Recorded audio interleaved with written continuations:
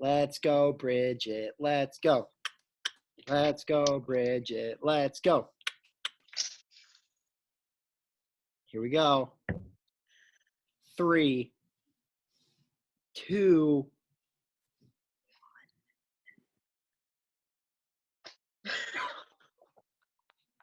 So aggressive. Nice. Oh my goodness. Hey, I even had a plate ready for it and everything, but thank you for not choosing me. The one and only time that I am very excited that my kids choose me. My mom is finally happy. Oh boy. Alrighty. Now, are we ready for the next one? Yep. All right. So we are gonna have one more, and this one is going to be between Gabby and Micah. So, Micah, what are you gonna be eating for this challenge if you lose? Some ketchup. Oh boy, straight from the bottle. That's brave. All right, Gabby, where are you? I cannot see you.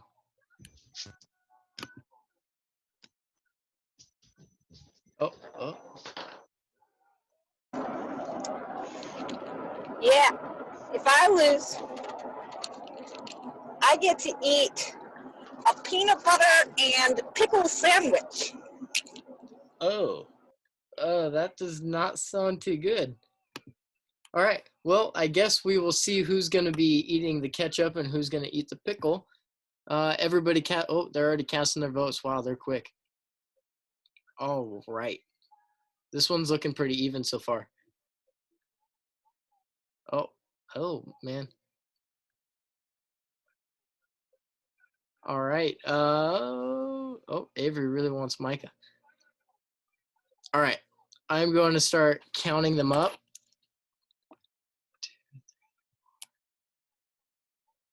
5, 6, 7, 8. Who put me? I ain't doing it. All right, so we got 10, and then now I gotta count up Gabby's.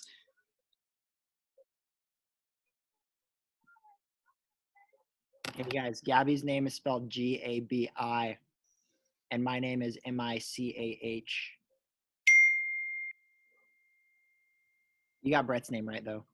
Yeah, you got mine. Well, you forgot the uncle part, I guess. And no E on Bridget, I don't think, unless I've been spelling it wrong for a long time. All right, I feel like people voted multiple times because I got way more. No E's, votes. 2 T's for Bridget. But I mean, I did get more votes for Gabby, so it looks like Gabby is going to be eating the pickle peanut butter sandwich. Is that what it was? Nice, and I just get to chill here. Pickles and peanut butter. And he's still Here, there. just gotta prove that this is actually happening. Oh boy, I kind of don't want to watch this. Pretty strong.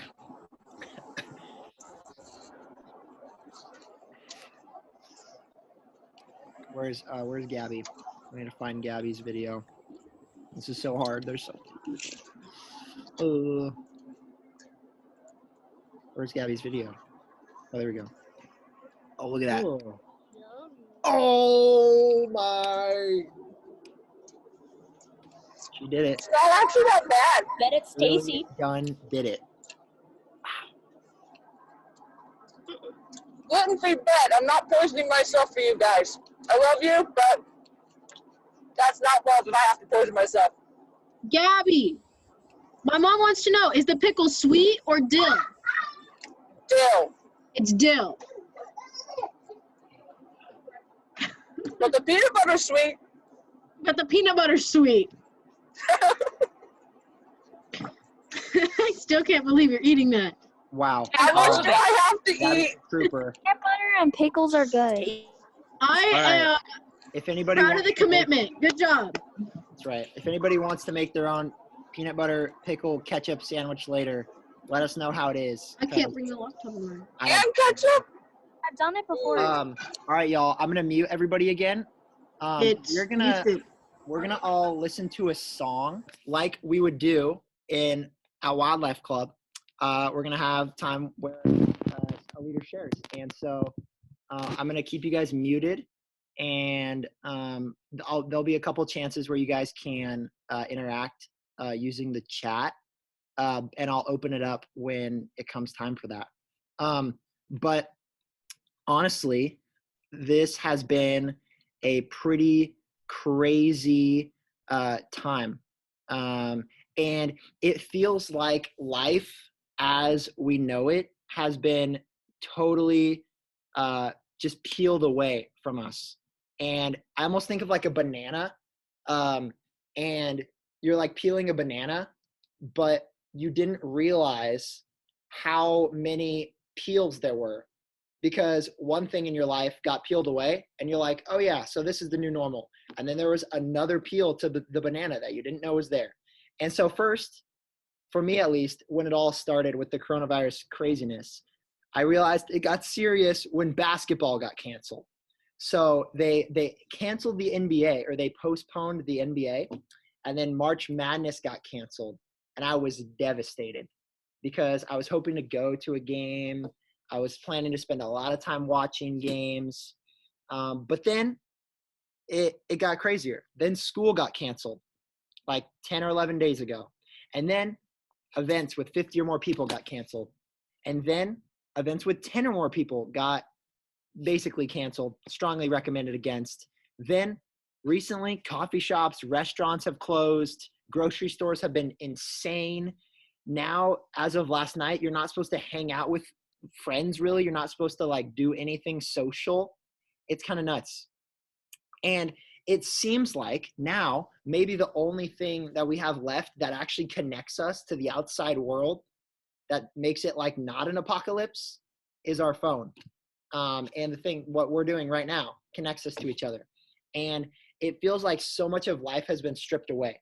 And for you guys,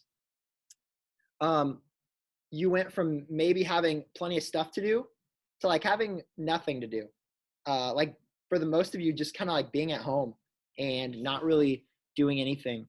At least nothing that you expected to be doing. And honestly, I was sitting on my couch last night in my apartment, and it just hit me. Like, this is crazy. And I was really not sure what to do. And I realized this is just kind of the beginning of like at least weeks like this. And I have a couple of close friends who live in my same apartment complex, and so I was like, we should hang out. We should play a board game. And then I was like, wait, no, can't do that. I was like, okay, well, maybe I should go work out. There's a workout room in my apartment. I'm going to go work out. Wait, no, can't do that either. It's closed. And honestly, I feel like it's times like this that sometimes make us think about where we look for love and for joy in our life, for happiness, for fulfillment. And maybe where we look to for love or for joy is in our friends or sports or music or a relationship or grades or our appearance or the cool stuff that we have. Maybe we look to Netflix or YouTube or Instagram or TikTok to make us happier, to find joy. And honestly, we realize in moments like this, I think, that stuff doesn't satisfy us. And so many of the things that we have tried to use for love and for joy over the years of our lives are so quickly taken away, and we're left at home with our phone and whoever we live with. And for some of us, maybe that's kind of like a crazy thing. And we realize, like, what is the purpose of my life right now at home? And there's a guy in the Bible who experiences a sense of like purposelessness. And I'm going to tell a story about him. And it's a story that Jesus tells. And it's from the book of Luke. And so Luke is just like basically a kind of like a biography of Jesus, essentially. And so there's this guy who has a wealthy father. His dad is pretty rich, and he's the younger brother. And there's also an older brother, But the younger brother is the first one that comes on the scene, and he tells his dad, I want my share of the inheritance now, before you die. And so basically, you guys know a little bit about inheritance, maybe like if you have a loved one, like a parent or grandparent that passes away, like you might get some inheritance. If they had a house, you might get a house. If they have a little bit of money, you might get money. Basically, the younger son was like, Dad, I don't really care if you live. I just want the money that I'm going to get because I got some big plans for it. So that's kind of messed up. And then it says a few days later, this younger son packed all of his belongings and moved to a distant land. So he moved away, packed his things, and there he wasted all of his money on wild living. I just kind of imagine like maybe he went to Vegas or something. Like, I don't know, if there was a place like that back then, and just like wasted all of his money. And it said about the time that his money ran out, a famine swept over the land and he began to starve. So he actually persuaded a local farmer to hire him. So the man got a job after wasting all the money. It's all gone. His whole inheritance, it's all gone. He gets a job with a farmer, and his job is to feed pigs. And the dude was so hungry, the younger son, that he wished that he could eat what the pigs were eating. So he went from balling out with all of his dad's money to wishing he could eat the food that the pigs ate. He put all of his hope and love into something that didn't last. He put the money into things that couldn't love him back. He ditched the people who loved him and went off to do his own thing. And he realized that he was wrong about what real love looked like. He experienced real love with his father, but he ditched that. And he's at this breaking point where he has to decide what to do. And he finally came to his senses, and he went home and he thought, maybe my dad would hire me as a servant. Maybe I could just make enough money as a servant. I would live way better as a servant of my dad than I would feeding pigs. And so he comes back, and his dad welcomes him like royalty, like he was still his son, even though in some ways you'd think he would have been disowned. And once he took the inheritance, a lot of us would have just turned our back and been like, you're not my son anymore. And so he experienced real love with his father. And I think so many of us get to a point in our lives like this younger son where we're in the mud with the pigs.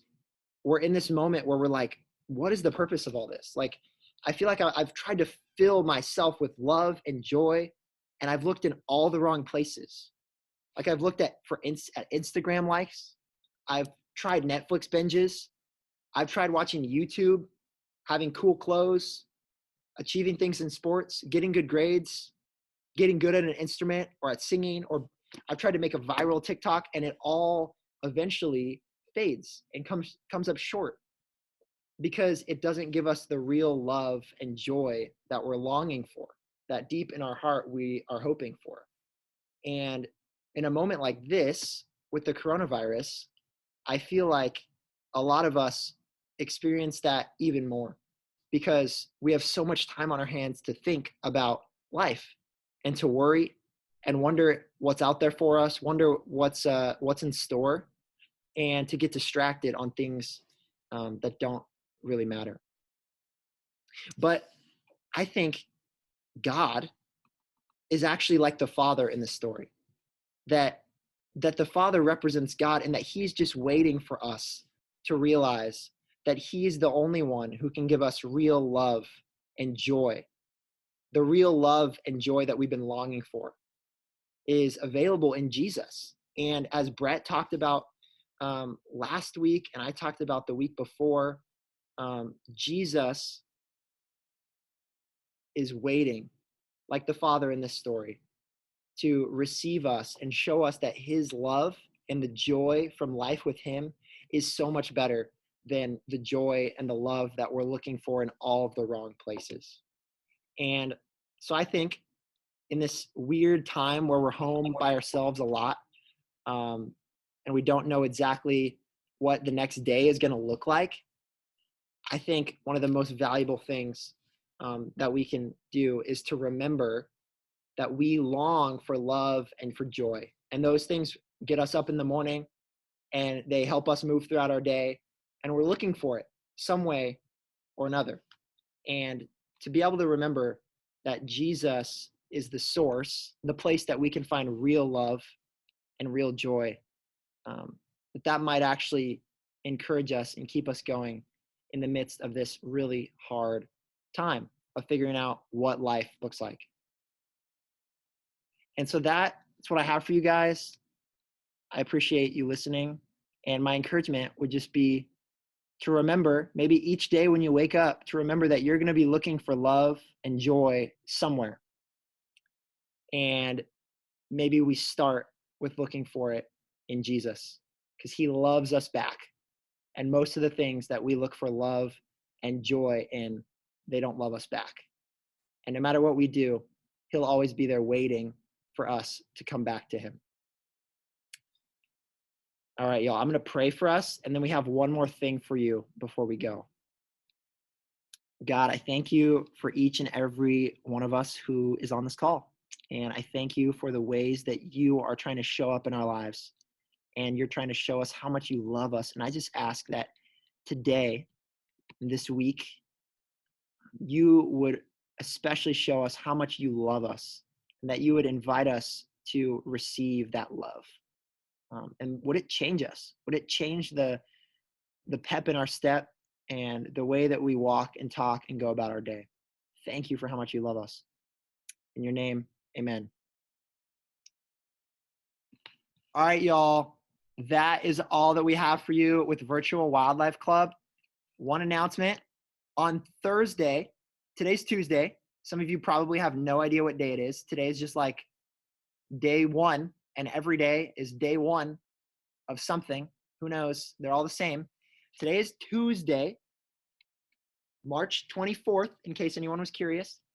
On Thursday, the 26th at 11 a.m., right now it's 3 p.m., 11 a.m. is when some of you guys are still in bed. At 11 a.m., set your alarms. We are doing trivia and some fun. So we are going to use this same Zoom call, and we'll do some trivia all together and have some fun, do some little fun activities and some games and stuff at 11 a.m. So you got to wake up for that. It's crazy. Your parents are going to love us. We're giving you reasons to get out of bed in the morning. This is wonderful. And then next week, connect up with your small group leader. So we're going to try to do small groups over video chats. So if you're a 6th grade girl and you don't have Maria's phone number, you need to get Maria's phone number. If you don't have, I will put it in the chat. okay, so take Maria's phone number in the chat. If you're a 6th grade girl, not if you're a 7th grade boy or an 8th grade boy or whatever. I'm the only 6th grade girl here. You're right, Ziza. But you can share it with your homies, with Chelsea. Get Chelsea on there with Lisette or Allie if you want to. Yeah, share it with your other 6th grade. Yes. Send it to every 6th grade girl. So we're gonna try to. If you don't have a group text already, then we'll figure it out. So here's what we're gonna do. If I'm gonna put my number in the chat as well. Brett put his. If you are a 7th grade or an 8th grade boy, you need to make sure you have my phone number, and then you can shoot me a text with your name, and I'll add you to a message. We're gonna be on WhatsApp. I don't know what everybody else is using. Some others might be using WhatsApp, but we can use that to video chat as well. And so we're gonna be having small group next week on Tuesday, just like we would in a normal week. Every other week, small group, campaigners, club. All right, y'all. So if you are a 7th or an 8th grade boy, Ozzy and I will be with you. 7th grade girls, Gabby. 8th grade girls, Bridget. 6th grade girls, Maria. Brett and Sam, 6th grade boys, and Genevieve with Maria. Yes, yes, yes. All right. If anybody has any questions, comments, concerns, you are more than welcome to stay in this chat and ask them as people leave. But that's all we got for you. Sayonara. It was fun to see all of your faces and some of your blank screen names and hang out with you guys virtually. So thanks for joining, and you're more than welcome to leave the chat whenever you'd like. Bye, guys.